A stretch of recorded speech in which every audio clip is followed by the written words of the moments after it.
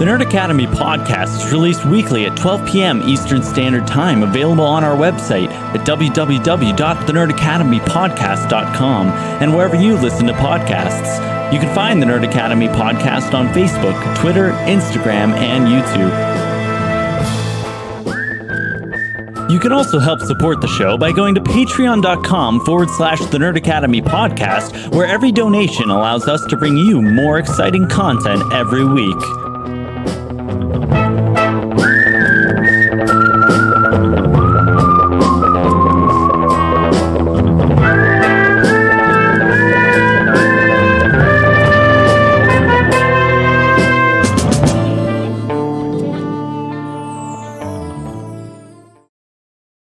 Forgot. We were waiting for the intro to end. Hi, welcome back to the Nerd Academy Movie Club. I am your host, Jarod the Dark Jedi Bachman Stubbs. This is Devin Armel. What's going on? That's Joel. Hello, I'm here. He's there. Oh, wait. Yes. Hello. I can't. Right here. Oh, here? Yeah, you got it. Yeah, there's Okay, Yeah. there we go. Yeah, we are here at the end of Star Wars month, or at least the original trilogy. And we're going to be talking about Return of the Jedi today, a movie that Joel has seen before but slept through because he's a sleepy little boy. I conked out. I absolutely passed out. We got off at Tatooine and he was gone. Okay, it was getting a little toasty in here, and the combination of the toastiness, this amazing couch over here, and I passed out. Joel was gone. Joel was gone, and it happens. I don't even know if you noticed his name got changed, but No, I did not notice until now. Thank you for pointing that out. I appreciate that very much. Yes. But while Joel was napping, Devin developed a bad opinion about Return of the Jedi. Wow. And I didn't even voice the full opinion yet. I know I'm being antagonistic because this movie, like the other Star Wars movie with Jedi in the title, is kind of my baby. And I get defensive about it, and I can admit that. All right. As long as it's admitted Understatement. early. But no, there is valid criticism here, and we will get into that. And yeah, without further ado, Devin, do you have some numbers for me? Guys, Star Wars Return of the Jedi came out May 25th, 1983. It is 2 hours and 14 minutes long. Stars Mark Hamill, Carrie Fisher, Harrison Ford, Billy D. Williams, James Earl Jones, and Ian McDiarmid. Directed by Richard Marquand. Yes. Marquand. Has an 8.3 out of 10 on IMDb. An 82% on Rotten Tomatoes. Empire was 94. Budget of $32.5 million and a box office of $475.1 million. Made it the money. And was the end of Star Wars, some people thought. We're 18 movies deep now. They were sorely I mistaken. am only inflating that number by 7. But yeah, so Devin, you were riding a high of A New Hope and Empire Strikes Back. My expectations were too high. That's a me thing. I get that. However, I love how you've like officially like run the gamut of like every Star Wars fan emotion of like, oh my God, this is incredible. This is some of the best shit I've ever seen. Oh my God, I love Star Wars. I love Star Wars. And then you just put the bar all the way up here and start making shit up in your own head. I tried, man. And then- I tried to just be like, I have an idea of what happens in this movie. It's been a very long time, but like I have an idea. Like I've been around the block a couple times. How everything was going to play out entirely. I think I put a lot of trust in the story. I thought it was going to get me there. I thought I was going to want to go there. It didn't get me there. And I didn't want to go there. And now I just have to accept it. And I'm glad you said, like, went through the whole gauntlet of emotions. That makes me feel more validated. But So many I'm Star Wars so fans before you have frustrated. like oh my God. come out of a Star Wars movie going, this is not at all what I expected, and I'm pissed. So, like, it happens. My expectations were just like, shit's gonna have to happen. We gotta get Han, and then we better like get a plan together to take out the big bads, and there's gonna be a battle of some sort, and they're gonna take out the big bads. A pretty, I feel like, fair assumption You want to get more up on it, And all of those things happened. I just feel like they were poorly executed. Okay. To start, walk me through what you feel like was poorly executed. I don't understand why he didn't tell Leia like immediately. Immediately. If you've been fighting this war, you personally, for 4 years, are you this mad at me? Does it just sound bad? It's just turned the entire opposite direction. Oh, That'll do it. thanks, Joel. Oh, I'm so upset. I thought you were going to hit your head on the light. I've been actually pretty good. Yeah, he was really good about it until I think it was like this past Saturday where you turned around, went to walk, and just face first into it. Like, just like straight bonked it, Ring light. and then just stood there like this. And I thought I made it. He just You're like, this is the last time you will make a mockery of me. He just stood there like a stone statue. But It's basically what Luke did. At the end of this movie, just stood there, has no idea what the rebels are doing at this exact minute. Turns out Luke could have been like completely killed, and I'm pretty sure we still would have won. he was banking on that. He even says to Palpatine, he's like, soon I'll be dead and you with me. Like, but then we wouldn't have the sequels. No, but he's going into this situation with like his money on. Like, even if I fail here, I tried to save my father, and I did what I had to do on a moral level here. I'm saying swallow all of your morals because there's like a galaxy at stake. As far as you wish Luke would have done, I wish he didn't throw the lightsaber down.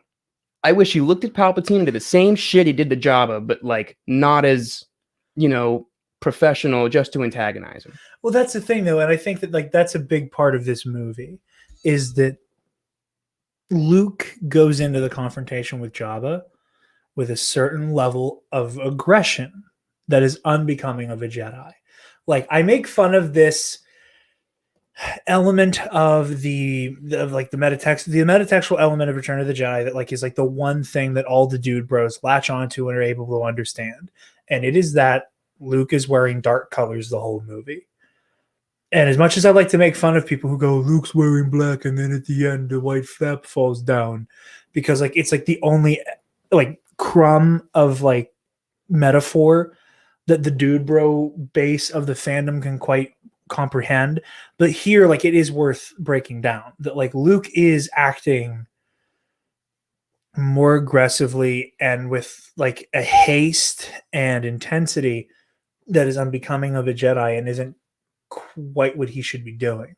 Like, when he shows up at Jabba's palace, like, yeah, he gave Jabba a few opportunities to like diffuse the situation peacefully, but we all knew he wasn't going to take that. Like, that's part of Luke's plan, is that like Jabba's not going to accept any type of bargain. And when he shows up, his impulse is to not like peacefully get rid of the Gamorrean guards. He immediately starts force choking them.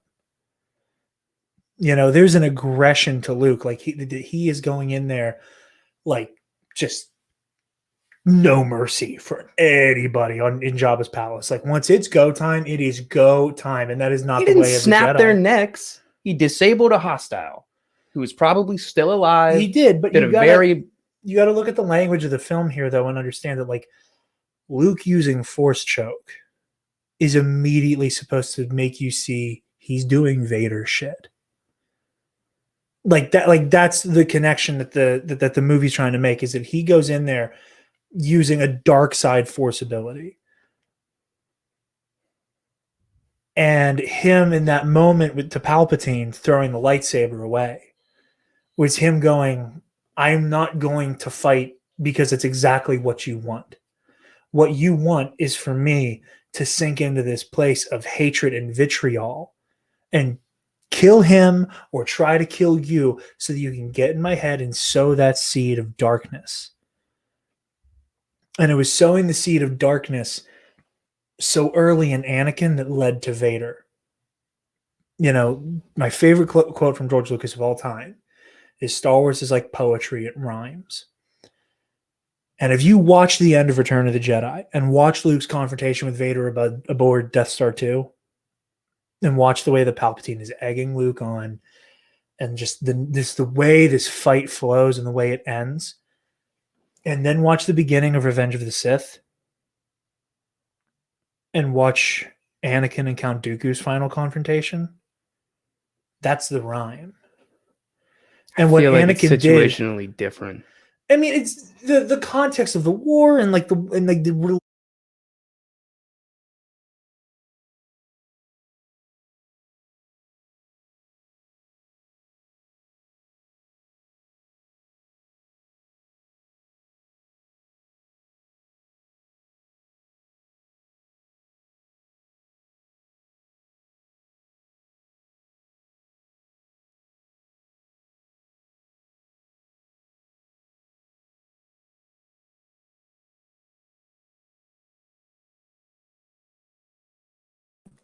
We'll be right back in like a few seconds. We have a minor technical difficulty on our end. It's like 45 seconds and then it'll be over.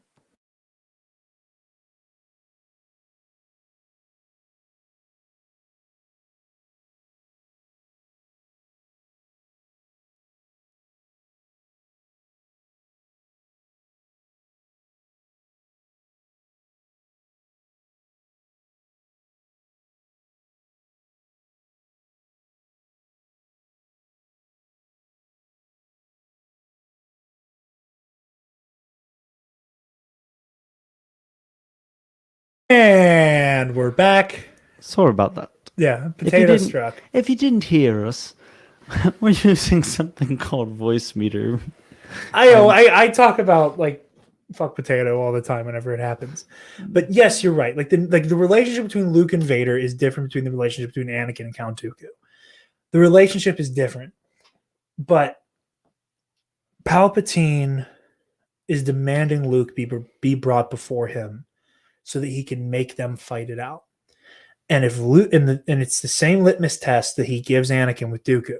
If you can beat him, you can take his place. And the final test is, will you kill him after you've beaten him? Luke was never going to do that. He almost did. He was never actually going to kill Vader. I believed that movies ago. And at the beginning of this movie, throughout this entire movie, you couldn't say or do anything that had me convinced that Luke would actually kill Vader. Palpatine, totally different story. Totally different story. And that's the thing. And a lot of that goes back to like the conversations in The Last Jedi, which not the movie we're talking about here. But it is that threat to Leia that he acts on that impulse. And he goes ham sandwich. He does. He's beautiful. He's about to put Vader down. And it's not until he sees like the messed up wires in his wrist that you can tell in his mind he's flashing back to the cave. And he's remembering the vision that the Force sent him. That going down this hyper-aggressive path, he is going to become Vader. I think you can be aggressive and a Jedi. I think you can. I think you can. It's literally like, it's like Qui-Gon and Obi-Wan versus Darth Maul. This is the threat right in front of us. If I strike down Darth Maul, that's what I'm saying. Like, as far as the whole thing, I'm saying as a Jedi, it's nothing but logic, reason, peace. Personal emotions need to be regulated. Cool. In that moment, regulate the shit out of your shit and get the job done. And with that example of Obi-Wan, Qui-Gon, and Maul, Obi-Wan nearly gets himself killed because he cuts loose and he comes at Maul with every aggressive feeling he has in anger for killing Qui-Gon. It is not until Obi-Wan is dangling from that little node in the reactor pit and is able to center himself and focus and goes at Maul, not acting in aggression or anger or hatred. And that's the thing with Luke here, is that he is fighting like every outburst. Luke has multiple outbursts during this fight. It's not just the never when he goes ape shit. It's when he first goes for his lightsaber. We're like, that's that aggressive impulse. And it's every time that like Vader starts pressing the attack again. That's why Luke keeps shutting his sword off, because he knows he's playing into the Emperor's hand. And it's just that gnawing desire that, like, again, it's like what Yoda says. The dark side isn't stronger, but it's easier and more seductive. And there comes a point where that power is so hard to tell the power itself no. And that's what Luke is fighting in this moment. Luke is fighting the impulse to completely give himself over to that power and this sense of retributive justice. You know, I can kill the Emperor, I can kill Vader. It's about stopping them. And at this point, like, there's so much there that Luke can't, like, let's say Luke, like magically was able to sneak a blaster into the Emperor's throne room with him. And from the moment the Emperor uses the Force to knock the cuffs off of him, and he walks away with the lightsaber, and he turns around, and Luke, to the back of the head. Let's say in that moment, before the threats at Han and Leia start, and the taunting about his father starts, and he just calm, cool, collected between the eyes, maybe that's one thing. But once, like, well, the Jedi aren't assassins. I'm not saying they're not assassins. What I'm saying is that the point I'm trying to make is that there comes a point where choosing to fight and kill Vader and fight and kill the Emperor is what he wants. And there's no version of this where Luke can beat the Emperor on his own. And Palpatine knows that. That's Palpatine's whole plan. Yes, you want this, take your weapon, strike me down. Like, he knows that, like, Luke is going to go for it. And Palpatine can, like, metaphorically kick him in the dick right there and end it. Luke has no power in this situation. All Luke can do, Luke does have power in this situation, but all he can do with that power is not play Sidious's game. Because Palpatine will, like, that, like, choosing to try to take Palpatine's life, like, once, like, again, it's like the Batman rule, like, once you break that rule, there's no coming back from it. And that's the same thing here with Luke, is that going for that kill in anger and hatred results in Palpatine winning that fight and being able to begin to exploit Luke. Okay. Because, like, no matter what Luke does in that situation, his own, like, if he goes for Palpatine puts him on his ass. There's no escape for Luke. I can't accept that. I can't accept that broad statement of, like, Luke will not win the fight. Like, the Emperor, but, like, the comparison of just, like, Obi-Wan centered himself before, swallowed all the rage and anger from his master just dying, still realizing what needs to be done. This guy needs to die. He's a threat to more than just myself at the moment. This guy needs to die. Centers himself, fights as he needs to, and he ultimately won that fight. Cool. And I get that you're saying the big difference here is Luke wouldn't win that fight. Well, it's bigger than that, though, because Obi-Wan lost the fight against Maul too. Obi-Wan survived that fight, and Darth Maul is the one who gets cleaved in half. But the fight itself ends because Darth Maul is able to get that force push in on Obi-Wan and send him hurtling down the reactor pit. I totally disagree. The fight's over when Maul's cut in half. And you can go home, grieve, and move on to fight another day, because that's what you're supposed to do. As a Jedi, as a peacekeeper, as this being with authority, that you can choose to inflict that authority or not. And I'm saying when the stakes are as big as they were in this movie, there is a version where Luke ends Palpatine or barely survives or whatever. And he doesn't have to do it with all of this rage and anger. He can look at his father, his beaten father, his father who, like, is dark side and everything that he does not want to become. And he's afraid of it. All I'm saying is in that moment, I don't think throwing your lightsaber on the ground and just preparing to die is the answer. That's the thing. He's not preparing to die. He is putting all of his faith in that moment. You're gambling, which means essentially you're willing to lose money. You're willing to die. Unless he could feel it in the Force that it was going to go his way. You get a couple. You get a couple because it's Star Wars's per review. I think that reaches the limit for this episode of like because it's Star Wars, and it makes good film. Good storyline.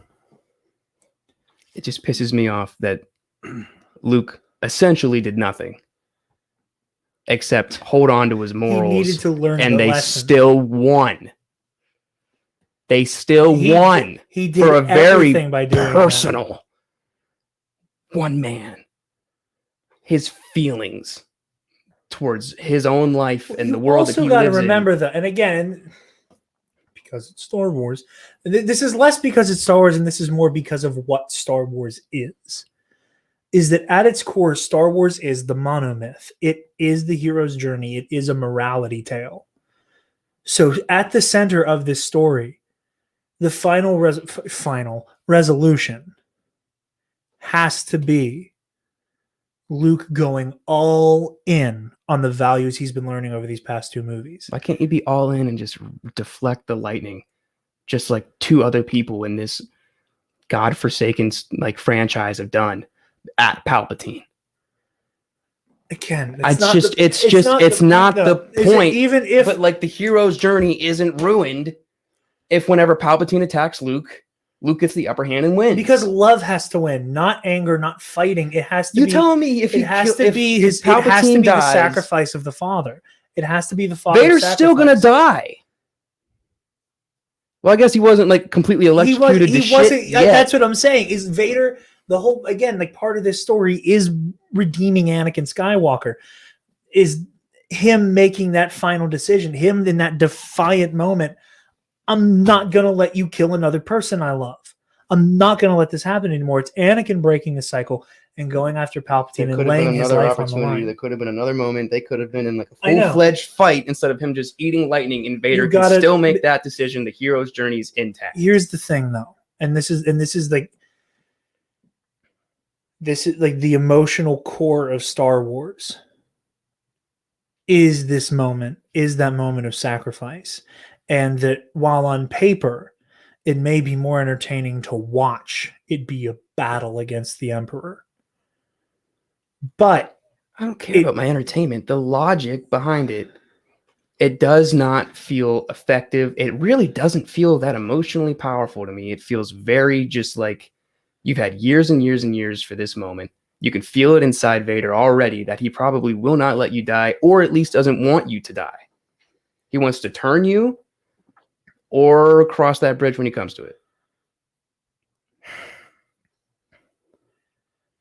I don't like it. Luke's judgment consistently. Every Jedi, actually. Holy shit. Every single Jedi of this trilogy is judgment on what to do, when to do it. God damn, it's a miracle we won. It's a miracle. Anything gets done. It's a miracle. The will of the Force. You're so pissed right now. I was worse during the commentary. Yeah. Oh my god, I was fucking fuming. And this is on the short. Like, I've always said that like we're never gonna do video footage for the commentary because I feel like that's kind of counterintuitive. A little bit, yeah. We're not like people like the internet wants to see like our voices, and like we're not like the Russos commentating over Endgame where they're also on the screen, so you can like pause and be like, and then we did this and then we did that. Yeah, like we're us and we're swearing and laughing and carrying on. There's a difference between like having them explain the scene while you watch it and like having an audio commentary. You could explain every single scene. There's so much though, like I love about an audio commentary. Like one of my favorites is just listening to Ian McKellen talk about Lord of the Rings. That would be like incredibly entertaining. It's on the extended edition bonus features, and it's amazing. Just and him explaining the scenes and how he did that. I in the strive moment. to be Ian. Yeah. I'll never I be mean, Ian. I wish But- we all were, but Sir Ian McKellen, I will say my hero. there is a part of me that wishes we had a live camera on Devin's face during the line that I knew would send you into a frenzy. And like, we're talking about how this is a morality tale. Here's a morality tale for me. Be careful what you wish for, because I knew Devin's reaction to the words. So what I told you was true from a certain point of view would be fucking hysterical. What a piece of shit. I was not banking on it, like completely making Devin hate my second favorite Star Wars movie. Like, I was not prepared for that to like completely break you. Like the 30 nuts minutes on a in. ghost. Are you kidding me? The balls. The that balls on ghost this had. ghost. The absolute audacity of this dead man. Yeah, it's just So It what I just said feels- was true from a certain point of view. go fuck yourself. You're a ghost. You show up when you want. You leave when you want. If I try to talk back to you, you'll hit me with a metaphor. He's like he's like helpful 1% of the time. Yeah, you were cool like 2 movies ago, bro. But now you're just like, oh. Wait. Fan theory. So He was a ghost the entire time. The entire time. if you're telling me they can choose when they glow and when they don't glow, You're telling me this theory already exists. Anyway. That's rude. They can still hear me because Yeah, they can still hear you because it's coming through the yeah, board. look, you're Obi-Wan. You can just shut him off. Yeah. I'm like, No, if I were Obi-Wan, I'd be doing this. this entire time. No. well, then Leia could have seen What I told you was Yoda, true Obi-Wan, from and a certain point Anakin of at view. the end Get of the over last- it. Anyway, Ow, my ears. I'm sorry. See, we're doing gags that only the people who watch the YouTube version are going to see, and it's more incentive for you guys to do the video versions. So that was another element you didn't like, was the explanation behind. Yeah, that's just like, dude. I don't understanding who your father is. I don't think should be criteria for Jedi training. No, that's not the point. The point is he wasn't ready to know. He wasn't ready to bear the burden. No. I don't like it. I don't know what else to say. Like, I think if you Devin, do you think it wouldn't fuck with you a little bit to find out your dad's Hitler tomorrow?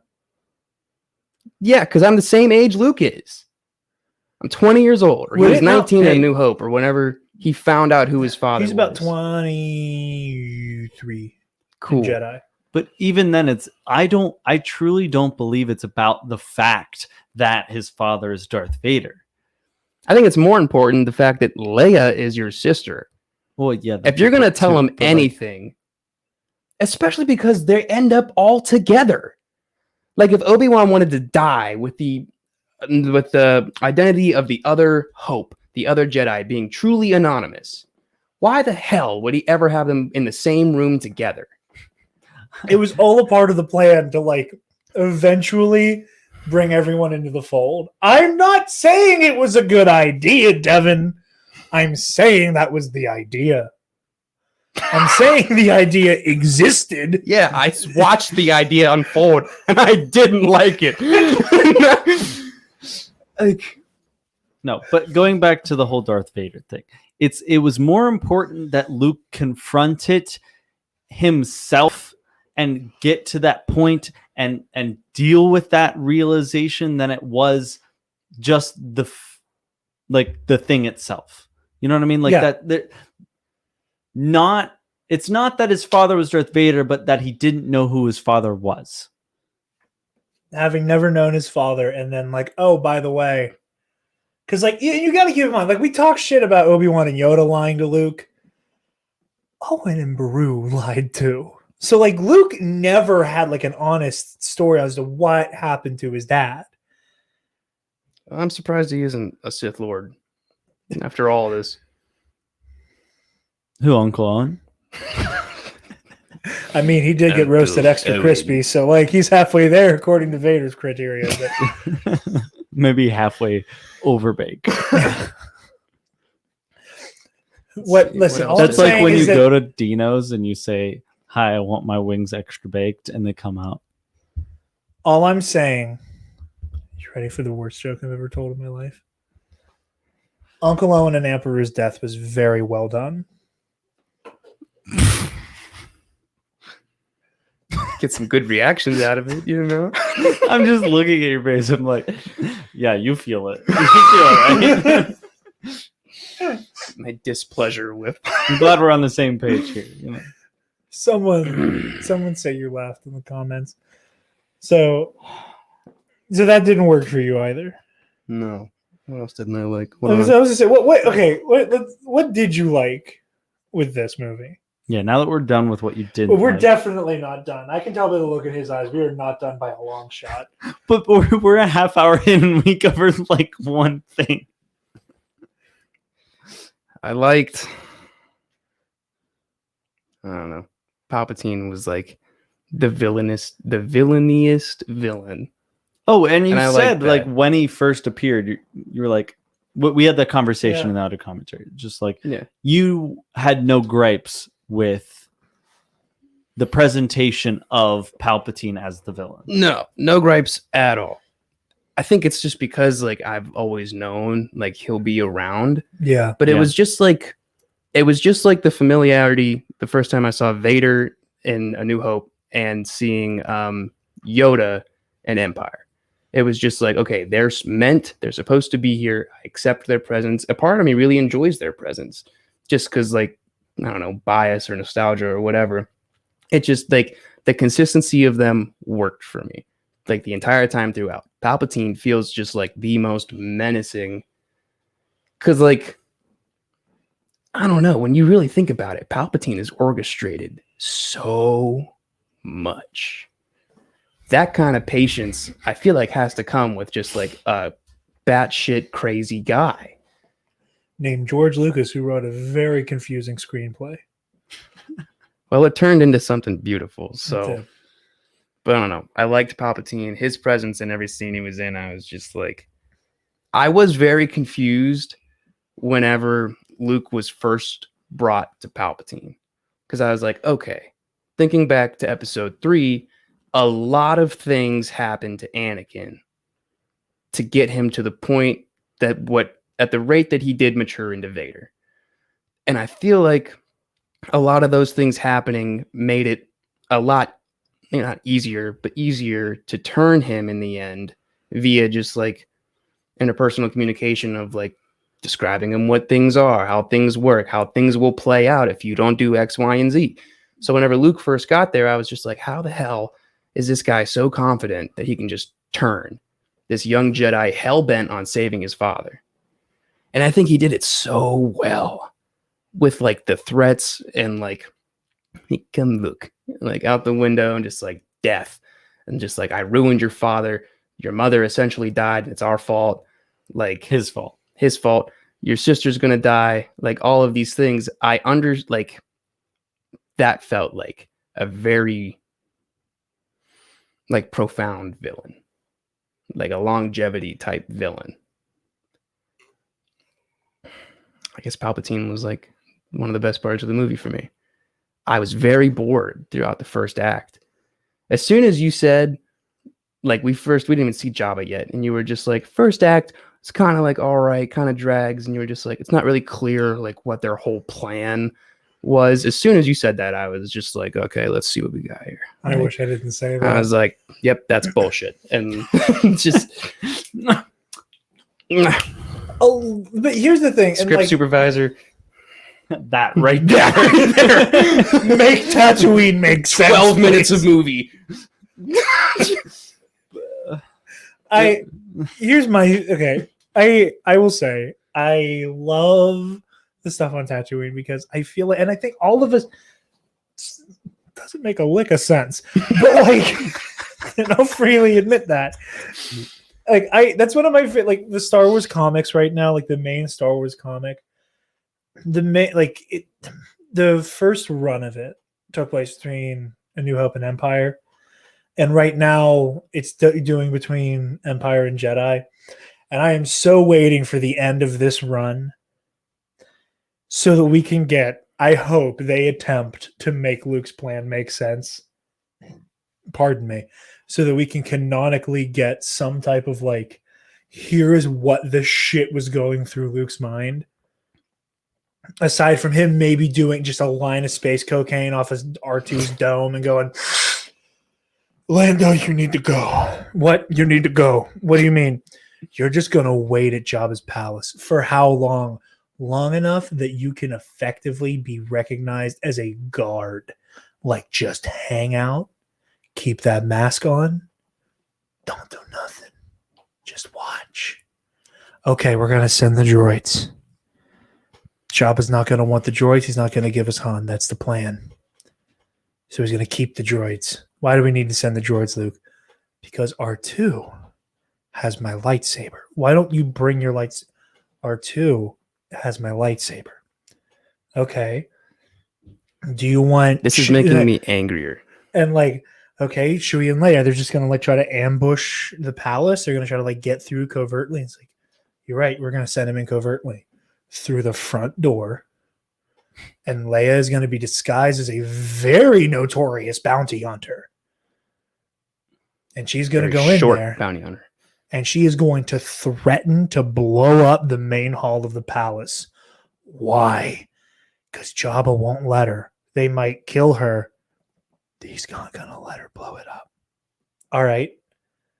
Then what? Then Leia defrosts Han. Do we have an escape plan? She defrosts Han. I'm getting angrier. Okay. Well, she defrosts Han. What if she doesn't make it out? She's not going to make it out. She might get sold into space sex slavery. But that's when I'm going to come. Without your lightsaber. Without my lightsaber. But my drip is going to be so out of control. Fans will go nuts. He's like, I got the hood. I got the cape. I got the black robes. I got the Chanel boots. The more you're talking about it, the more I completely understand the whole like this makes zero sense. It does, but like it's plan, but it's so Star Wars. Yeah, it's so much fun. Yeah, well, it's not. It's like it is a notorious scene from Star Wars. Like like you think Star Wars, that's a scene that comes up immediately. The sail barge. Yeah, like him fighting on the barge, but like the plan and how we get there, zero sense. You know what's really fun? What? When there isn't like bullshit in the movie that distracts you from the fun. Holy shit, Devin. Wow. I just like the whole time you were talking, I was just like, I'm not boiling right now, but like heat's on. And I really don't like a lot of things that happen. That shit up to 12. Dude, I had so much fun with the last movie. And it's just because we reviewed it and watched it and like this is all like very interconnected that like I feel the need to compare it. Empire Strikes Back was almost seamless. Every scene, everything that happened, it just made sense. I wasn't constantly, there was still a decision of like, okay, is Yoda going to tell Luke? No. Okay, cool. That'll probably get justified. Okay. Back pocket, that's Star Wars. Okay, that's just Star Wars. Okay, how you doing? Keep moving. Like, I warned you. I warned you in the Empire Strikes Back review that Obi-Wan and Yoda were going to be rolling out some bullshit. Your father, he is. Just... I so want the version of Star Wars where just Luke is just Devin. And just has this like ungodly conniption while Yoda's on his deathbed, where he's just like, "Is Darth Vader my father?" Rest. No, listen here, you little green fuck. Like, unfortunate it is. What do you mean unfortunate? Unfortunate that you let me get my goddamn hand cut off? You could have slowed me down a little bit, you shit face. Like I just And they're just like, we tried to stop you, we did. Then it's just like, no, you didn't. Nah. No, you Obi-Wan didn't. went, Nah. Luke, no. Fucking ghost. like that scene where like Luke like very mournfully comes out to his X-wing and like R2's working on it, and Luke just leans down to R2 and is just so peacefully just like, I don't know if I can do it, R2. Like, I'm just again imagining the U version of this where like he comes out of the hut just like Kylo Renning the swamp with his lightsaber, just going ape shit, just you mother. You can't, Dude. you son of a, just like throws the lightsaber through some like swamp creature, just God damn it. And then Obi-Wan shows up, just he'll always be with you, just as I am. He's like, oh no. Just throw a I was rock like, at him. Just throw a rock through the ghost. Like Gollum style. Like, Yeah. Like, go away now and never come back. Leave now and never. No, all I'm thinking is Korg and Ragnarok, just piss off, ghost. It's like, Okay, that's better. but no, like I want the Devin version where it is just like your version Logical of Luke questions, that is just anger. completely fed up with all of this bullshit.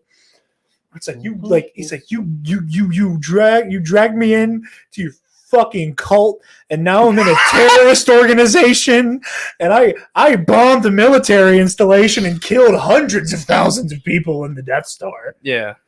Because this is just like Batman. You kill one, whole shit starts to unravel. It's more to do. You can actually kill a lot and be like, fine.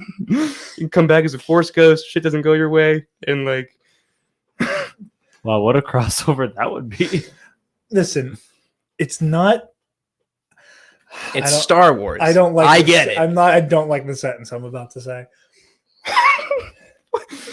You don't have to defend it, Just I like, know, but I feel the need to give context, and I know, like, I think I'm the only person I know who can feel how ridiculous the sentence is as I wind up to say it, and like, you're gonna Just punch say me in the throat. It's not how many people you kill. It's like how you feel when you do it. And I love how like I have waxed poetic about the Force for the last 2 reviews. And then like going into this, you were just like, no. Shut this morality magic shit off for a second. Explain any of this, please. And like, I don't know how to rationalize Star Wars without like the given assumption out the gate that like the magic morality system works. it's and, like, failed over and over again. You broke how I watched Star Wars today. I hope you know that. Like, you may have just ruined Star Wars for somebody whose stage name is the Dark Jedi with 1, 2, 3, 4 Star Wars tattoos. I just like you may have broken me. This is the end of the podcast. Yeah, like Knights. We're goodbye. canceling Knights of the Nerd Republic.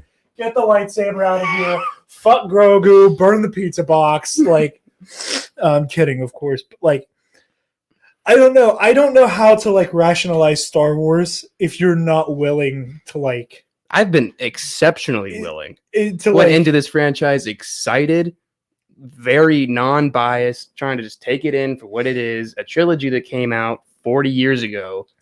I wanted to watch each movie independently, break it down the best I could, form some kind of opinion about it, and regurgitate said opinion to you and all the lovely viewers.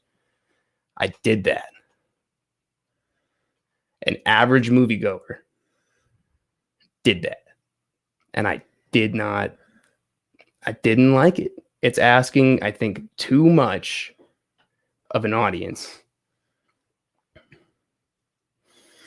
I'm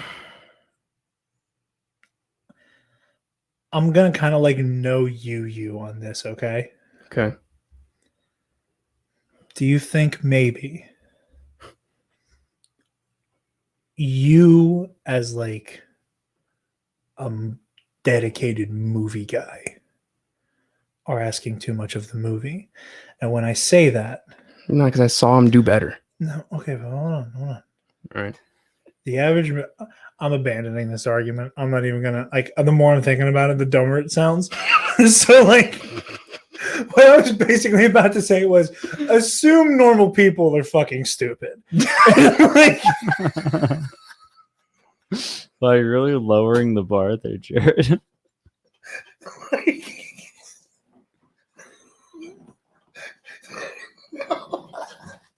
shit. I can't.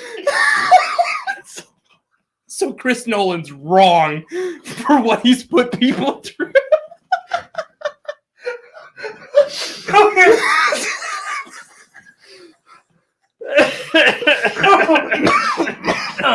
I knew this was going to happen eventually. Shit. Okay. I knew when I reached out to Devin when we were trying to get Movie Club off the ground, and I was like, I have the perfect person to be my co-host for this. There was one thing I was afraid of, and I was going to be like, there's going to be one day where, like, he and I both have one brain cell to share in one moment, and we go, like, super critical afterwards, and neither of us are going to be able to verbalize shit for a minute. And I'm like, I'm trying to get control of myself before I'm just gone into the laughter for another 5 minutes. And Joel caught the bug too and went full fucktard for a second too. Oh. Okay. Wow. Unbelievable. Soon the average moviegoer is just dumb as a rock, you know? No. What I was trying to get here, okay, because like I had like a fully formed like rebuttal, like for a split second, and then it like Thanos dusted away as I opened my mouth, and all I was left with was like the breadcrumb of assume people are stupid. The And bread it's not cop, my cookie man. cop. What I was trying to get at was the average moviegoer isn't. There's kind of like a bell curve here, okay? There's the average moviegoer who's like here for like a space fantasy swashbuckling adventure. And then on the other side of the spectrum, on the other side of the curve, that is, are the hardcore Star Wars fans who are here with another 5 other movies, books, comics, games, blah, blah, blah, blah, blah, all explaining the nature of the Force, the inner workings of the Force, you know, the mind, body, soul, spirit side of things that are like going to be super accepting of a lot of stuff. And the same thing with the general movie audience, that it's just like that aren't capable of going too deep on movies. And then you have the people who have gone super deep with like the greater lore. And then in the middle there, you have students of film, not necessarily like film students, but people who are like really in the weeds about like, you know, technical storytelling. Mm-hmm. That there are going to be finer points of this story that are kind of like really like you kind of need to believe in the Force to go all the way in with Return of the Jedi. And I think part of that even applies to The Last Jedi. That part of it requires like, you know, Star Wars version of Truth Dust and Pixie Dust kind of to let some stuff fly. And I think that's a big part of it. It's at least when it comes to like to just be stupid. No, that's why I was like, I'm abandoning this argument because I don't like how I started this off. No, but I get what you're saying. I can understand your perspective in that there's a time and a place and an audience for each movie. And for this movie, you're aiming towards the hardcore nerds. It's either people who are like surface level or way deep, but not in between. Yes, like you need to be deep with the lore or like space wizards and laser swords. Like you need to be one of the two. Yeah, sure. Like you came for pretty colors, or you came because like you still do this at the grocery store type shit in front of an automatic door type. Like I think that this movie, for people who don't, it was a joke, Joel. Don't either of you remember the time we had that lightsaber battle?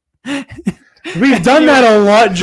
Yeah, okay. And then you We were expected 12. us to fly away. We were 12 and I was in the moment. It was hilarious. So funny. We were 12. I was in the moment, and all my other friends who I had lightsaber duels with Were we that young? pretended we had the Force. Yes, we were that I feel like we were at least 16.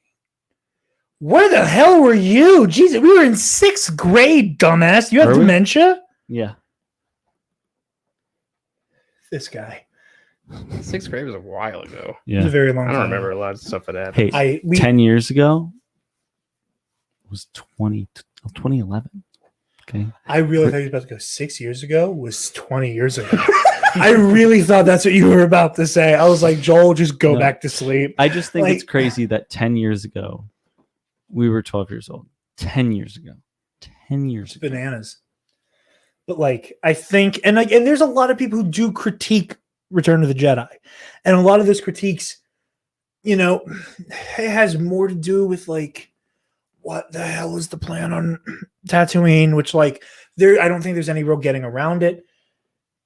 And you just kind of have to accept swashbuckling adventure and have fun with it. And like, again, like Tatooine is hard to defend. Tatooine is one of those things that either like the nonsensical plan takes you out of it, or that like, again, and I'm going to keep saying swashbuckle because like that's that scene. It's that high adventure. Like it's right up there with Han, Luke, and Leia trying to escape the Death Star. You know, and like everybody trying to fight their way off of Hoth and all of that stuff where it's just that like high octane adventure. The like the sail barge scene is right up there. Like this with the music swell. Like it's just all of that all at once. Just like I can't help but like start vibrating during that scene just because it's so Star Wars. And I think this movie is so incredibly Star Wars for all the good and bad that comes with that. Because it asks the viewer to just go with it. I don't like that when in the movie before you didn't have to ask me to do shit except watch it. I came to my own conclusions. I enjoyed the pacing. I enjoyed the decisions. I enjoyed the payoffs. There were still like incredible Star Wars-y moments that like were so much more. They were so much better just because like you were in it the whole time. You were in it the whole time. There wasn't any redundancy. There wasn't a whole lot of dumb shit going on. And not a bunch of head scratching. You were just watching. Okay, this happens and this happens. Effect. And then it works out. Not even works out, but it leads you to the point of all those super cool Star Wars-y moments. The hero's journey. The cool guys win. Blah, blah, blah, blah, blah.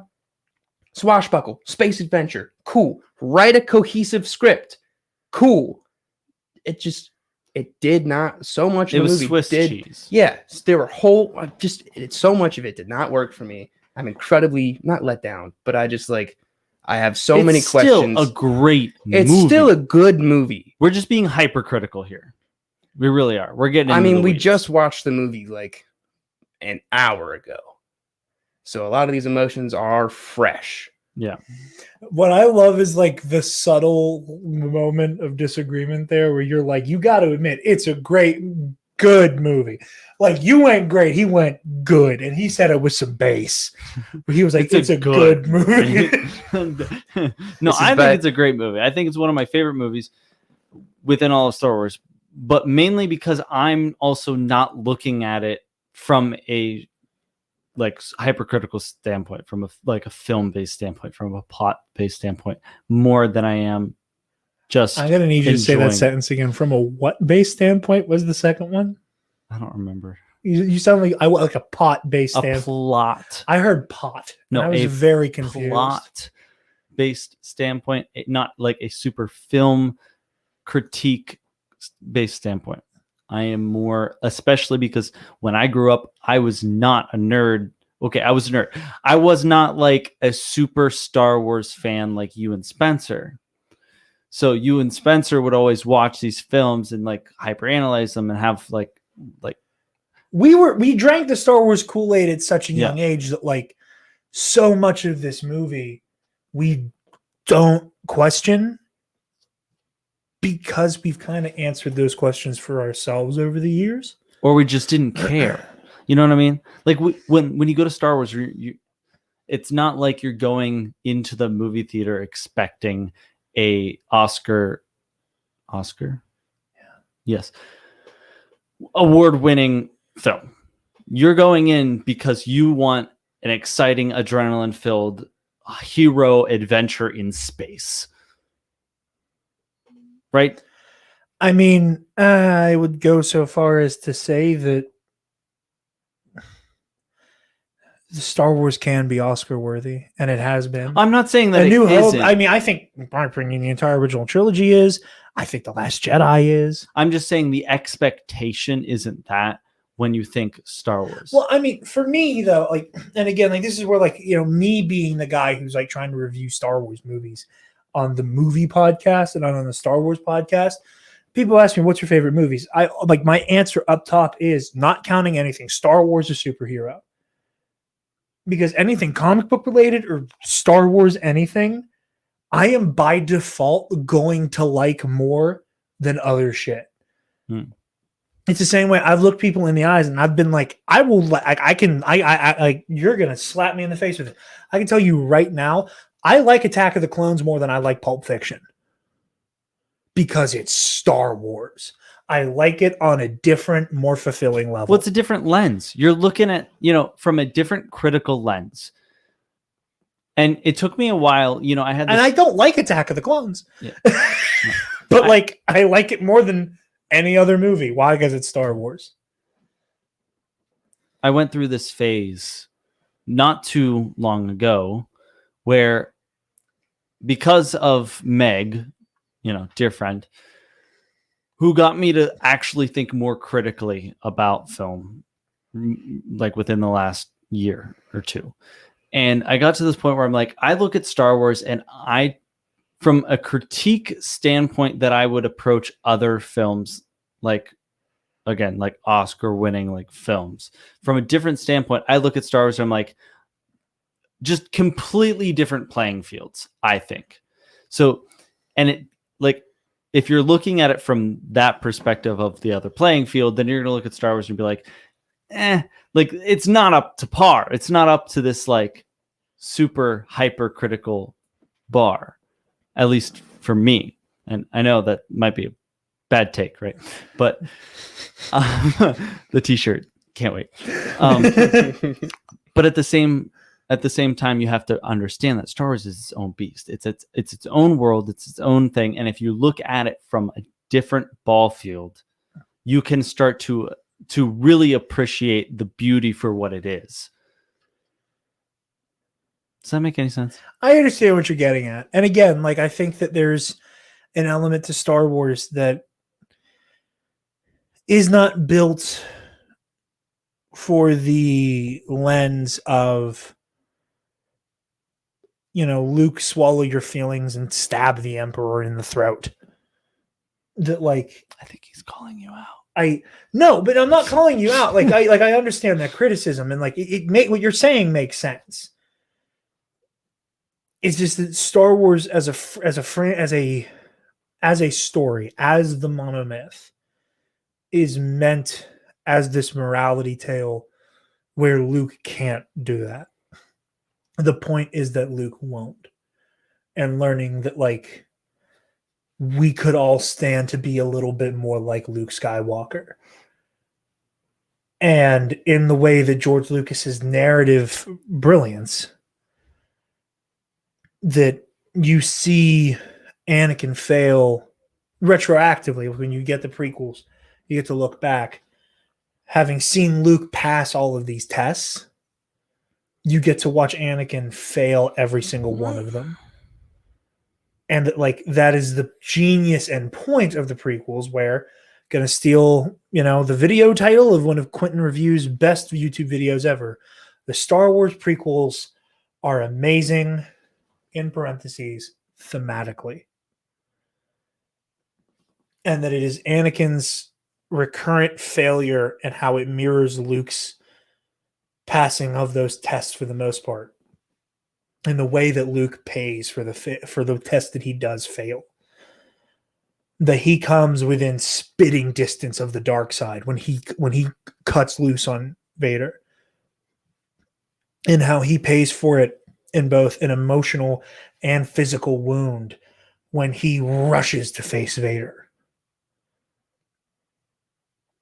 and can't accept in himself the element of I need to like slow down and I need to take this minute to breathe, because again, Leia, Lando, Chewie, 3PO, they all make it out of Cloud City. Like what happens to Han happens to Han. But he can't, his being there doesn't help them. It only leads to more pain for him. And quite frankly, they end up in extra danger because Vader knows his kid, if he's anything like him, is going to race into this situation like an idiot and try to save them. And then Vader later in this movie, banking on Luke having a bit of Anakin in him, is like, I'm going to bait you with your sister. Mm-hmm. And it's that moment where like Vader, like you can even hear it in Vader's voice. And I think it's one of the most underrated. And like, again, like the rest of the sequel or the original trilogy and the sequel trilogy, amazing performances all around. Like everybody's killing it. But like, it's one of the most underrated moments in James Earl Jones' performance as Darth Vader, where like you can feel in James Earl Jones' voice that he is in real time hearing and probing Luke's thoughts. Your feelings for your friends now betray them too, especially for sister, your twin sister. That like, it's that moment where like, he's like, if you have any of me in you, you're going to come to me now. And he did. He just underestimated how much like him Luke was. And it's that it's the way that it's all meant to come back. Like it all is hurtling. All of these movies are hurtling towards Luke's decision up to this point, where choosing nonviolence is the only way to create an opportunity to stop this from continuing. Because, and again, it's kind of a happy accident, but if Luke isn't there to face Vader and Palpatine probably lives another day. They realize, I think the moment they're like, the Millennium Falcon is inside the ship, and from the moment that Super Star Destroyer falls through the Death Star, they get Palpatine the fuck out of there. We saw Luke and Vader were able to make it out, and Luke wasted so much time dragging Vader out because he couldn't walk anymore. Because he just shut all of this shit down. So Palpatine would have made it out, and probably an unredeemed Vader too. So Luke being there, like he created the moment that, aside from the second Death Star going up in flames, broke the Empire's back because they lost Vader and the Emperor. It was a destiny moment. It was destiny, and that is the point of Star Wars. Fulfill your destiny, and like and it's the Force. It's Star Wars. Like it's that moment. Like everything is hurtling towards Luke making the decision to put all of his chips on hope, because hope is the core theme and tenet of Star Wars.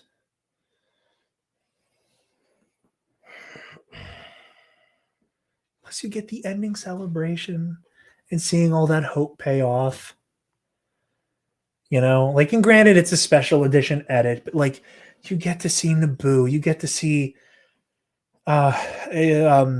Coruscant, you get to see all of these cities just and worlds elated that the good guys won. And you get to see Anakin reunited with his best friend. And like, yeah, there's the jokes about like He's you murder not sold. all you and you murder all these people and what but like it's the morality tale. Like, Hold on. It was a great speech and you murdered all these people, but da da da da da. and I'll make And- I'm like mostly make I'm poking fun, but also the way the Force is portrayed, and and again, there's a very complex conversation to be had about Darth Vader's redemption. And Hector Navarro, amazing film critic, person who occupies this space as well, put this thing out on Twitter a while ago, where he was like, as just a general question to Star Wars fans, do you think Darth Vader or Kylo Ren are actually redeemed? And it's the fact that that question has two answers to it. In the eyes of the Force, yes. Because in that same way that, like, you know, in Christianity, it doesn't matter how much of a bastard you are, do you go for repentance? Do you admit how wrong you are? Do you admit how you fucked up and make peace with the horrible things you've done? And then God will sort you out from there. That's what happens with the Force, with both Kylo Ren and Darth Vader, is that the Force will sort you out. And it's the fact that they chose that their last acts in the galaxy would be in the name of protecting people and not taking life. And they gave themselves back over to the light side and chose to go against every other impulse that their body and their soul were telling them to go on. Because again, the dark side is a drug. Once it digs its hands into you, breaking that spell is incredibly hard, and it's incredibly hard to keep doing. So in the eyes of the Force, they rejected the dark side and were able to begin to break its hold on them. The eyes of the galaxy, the eyes of the actual people who were hurt either directly or indirectly by a Darth Vader, by a Kylo Ren, that's a different conversation altogether.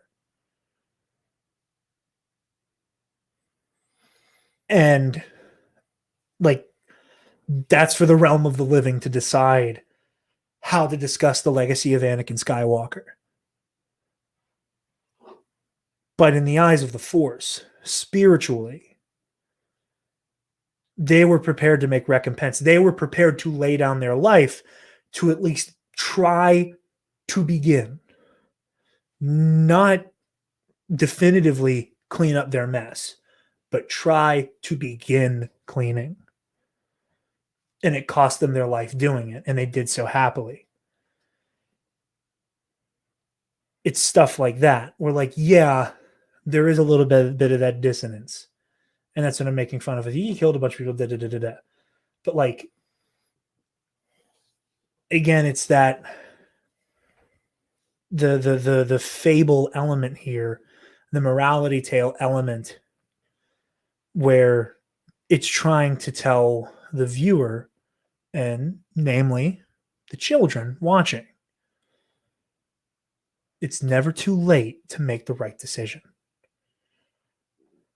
It is never too late to recognize that maybe you went wrong somewhere along the way, and it might be really, really, really, really, really, really scary to look those decisions in the eye and go in the complete opposite direction, especially after you've been stuck in them for so long. But it's not quite too late. Yes. There is on the door. That was just my brother. Apologies. That was funny. He's like, you should put a sign out there on the doorknob. It says, don't come in. Completely threw off my fucking momentum too. But like, it's that morality tale element. It's like, you can still do better. And again, for the people, and like, that's why they retroactively change Anakin's Force Ghost. Originally, it's the same actor who's playing him with the helmet off. Yeah. When the movie first came out. And they went back and changed it to Hayden Christensen because, in George Lucas's words, Anakin Skywalker died when he took off Mace Windu's hand.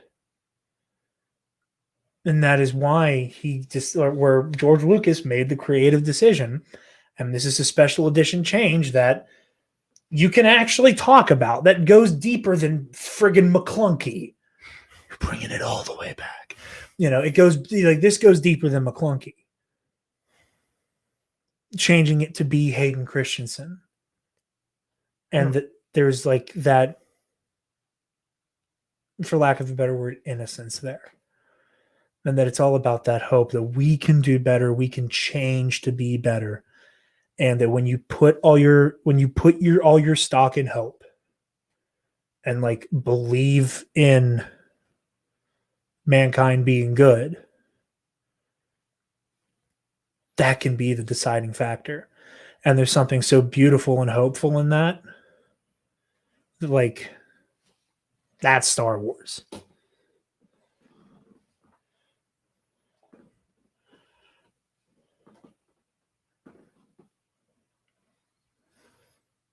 Yeah. That hit you? I don't really have like a rebuttal of the lore don't need- of the Force. You don't. I get it. I get what you're saying. Like the beauty and the hope that is Star Wars. That is Luke's journey. That is Luke's being, his essence of what he's supposed to be and could be. I'm saying it was poorly executed, which sucks. Because I'm not big into Star Wars. I'm a guy that really wanted to watch a trilogy and just happened to be disappointed. I appreciate a lot of things that happen. I appreciate where people's wills were, character wills, and how like decisions they made affected the things around them. And how a lot of the times it seems like they stuck to their guns on that, even if it's from bullshit comment from Obi-Wan. It's still like, there's a thought process of what would I do in their shoes that makes it somewhat relatable, redeemable. Okay. And also the hilarious version of Return of the Jedi where it's Devin.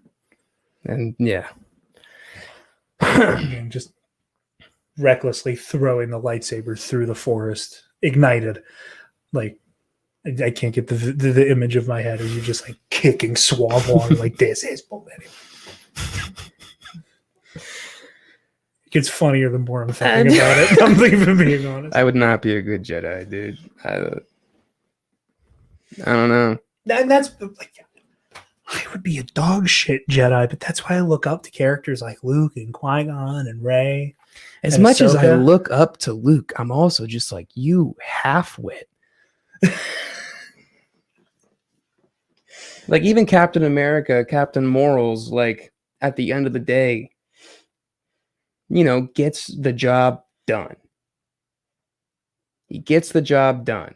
And I don't think he ever looks at himself as like sacrificing his morals to do so. I get it that the Force is a lot different than just being a good soldier or an ideal human, rather. I don't know. But even when I think back to like Winter Soldier, where he just like drops the shield and like lets Bucky do whatever he wants to him, like puts all of his chips and all of his faith in like, or I'll die, whatever. I'm not going to fight you, Bucky. Like, you're my best friend. You're my father. It's the same thing. It's a lot of the same shit. It's also not the fate of the galaxy. It's the fate of a lot of people, though. It's the fate of a lot of people. Like that helicarrier. Hold on. That helicarrier is going down. They essentially won the conflict. Now, Bucky Cap. You're right. He did save the day. He saved the day He and then saved dealt the with his day. personal bullshit. Yeah. He did what needed to be done first and then dealt with his bullshit. For the greater good. Luke had but again, like, Luke is here to attempt to handle the Sith Lords.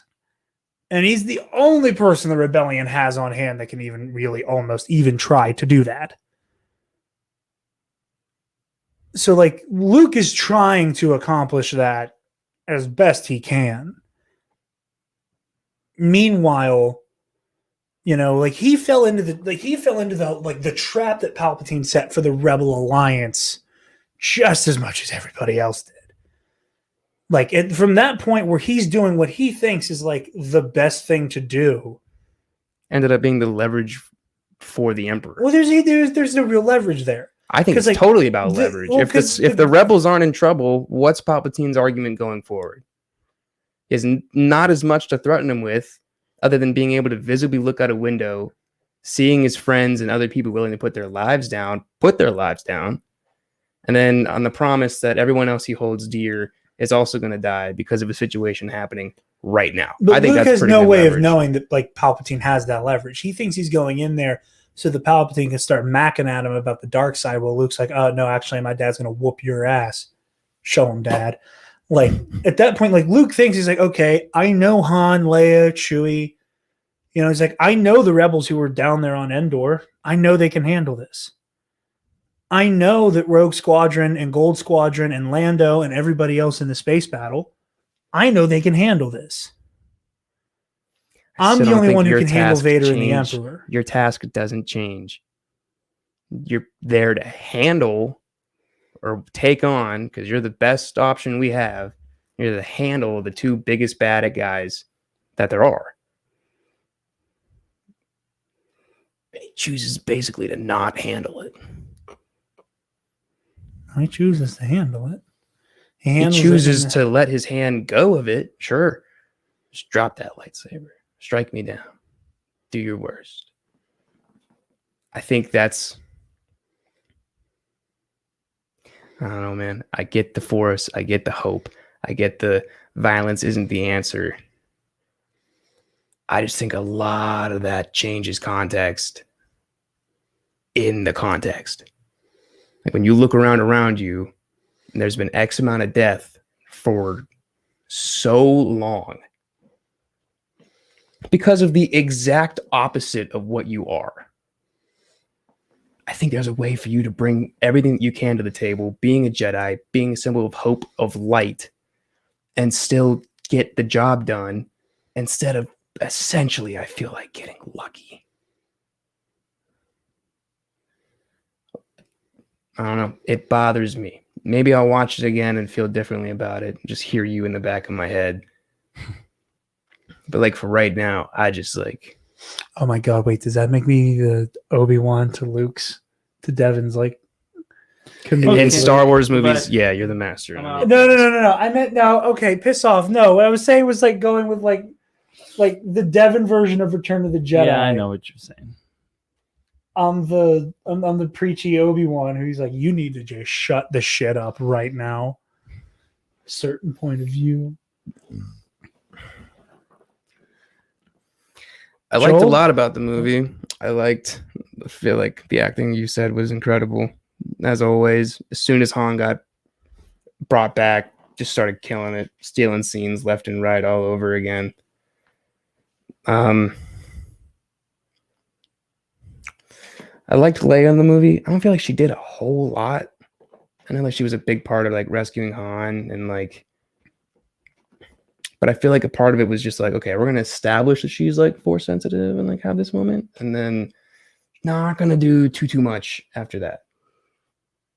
I wish she had like just some more stuff to do, I guess. In like the last episode or what maybe they thought was the last episode.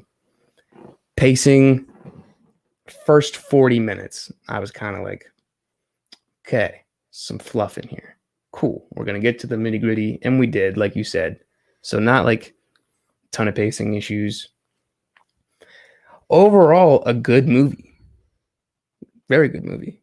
I'm sure I'll watch the whole trilogy again someday and like feel content. I'm sure Empire will still be my favorite, but content at least. Yeah, man, that's all I got. All right. Joel, I don't know if you want to. So you just gave final thoughts. So letter grade.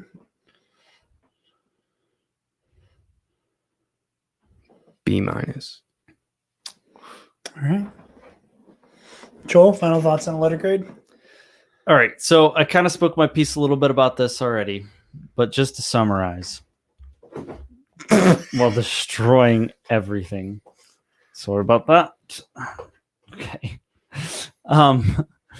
So essentially for me, again, I have to grade Star Wars in its own world. I really have to look at it at a different angle than I do what I'll consider normal film, like where I'm really critiquing it for the quality of the film. Star Wars to me, I grew up on it.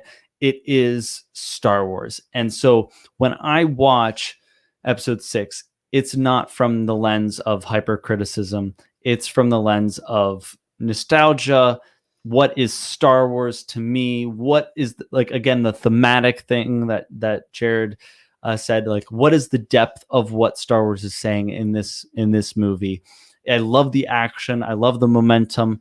I love almost everything about it. I get, what we talked about with how the Tatooine scenes and like how we got to the barge scene and all that makes zero sense whatsoever. And I 100% get that. And there are so many holes in that whole scheme of things.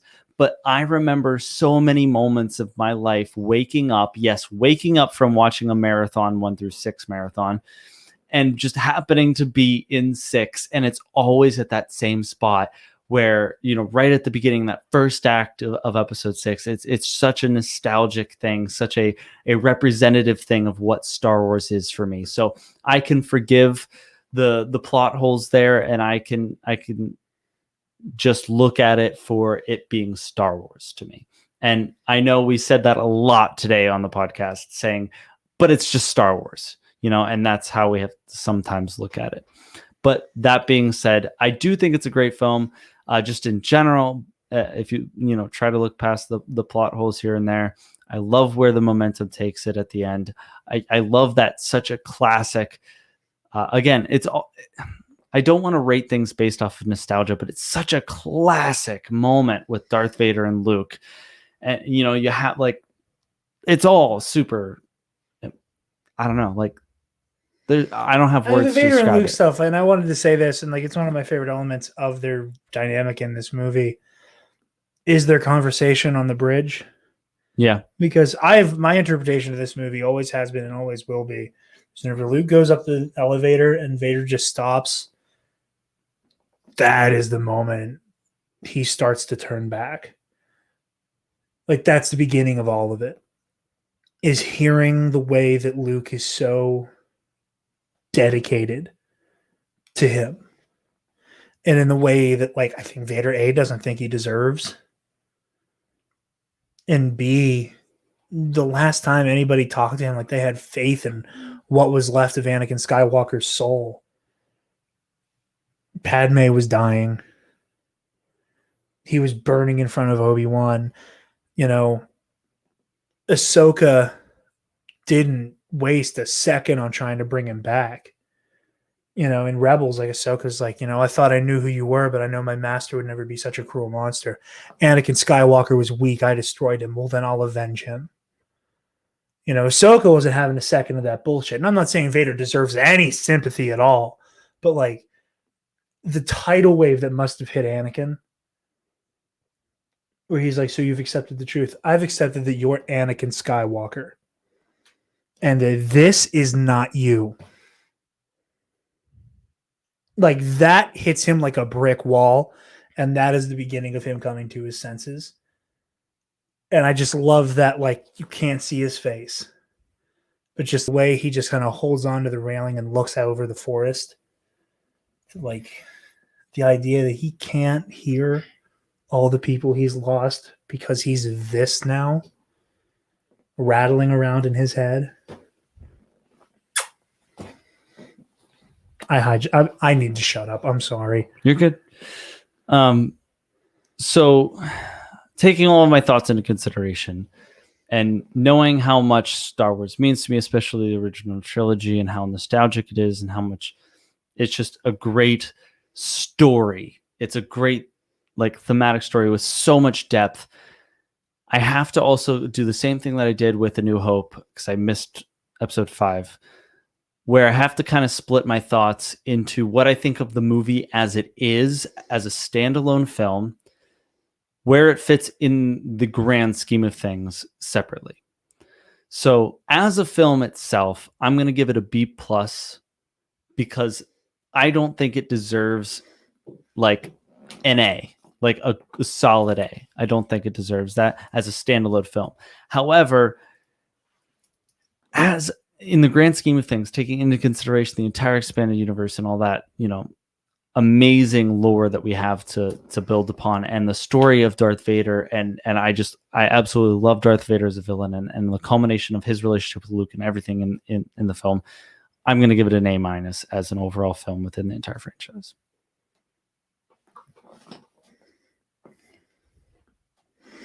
A+, I've talked enough. I can't explain that rating without being remarkably redundant. If you've made it this far, you've heard why I think it's an A+.